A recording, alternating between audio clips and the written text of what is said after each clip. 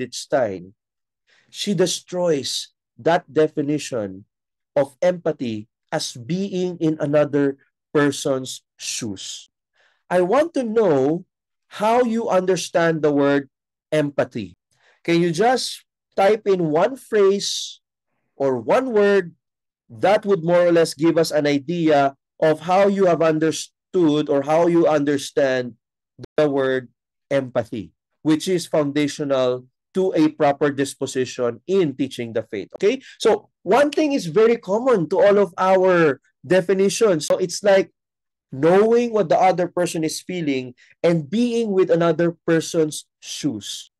You know what's interesting? When we start studying the notion of empathy according to St. Edith Stein, she destroys that definition of empathy as being in another person's shoes.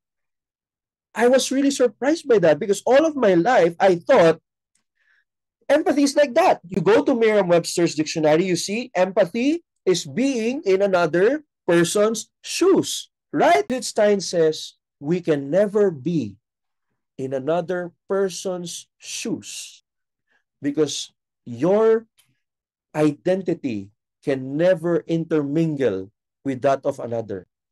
You can never be in another person's shoes because your you can never be mixed up with another I.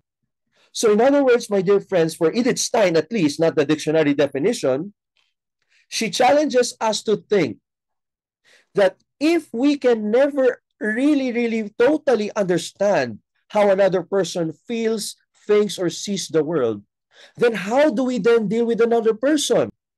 Isn't it an interesting question? If hindi ko malalaman kung ano talaga ang kabuuan ng iniisip o nararamdaman ng aking kapwa, paano ko dapat makitungo sa kanya? Edith Stein, because we can never fully, totally understand the totality of what another person thinks, we just need to recognize the other as a person and not as a project.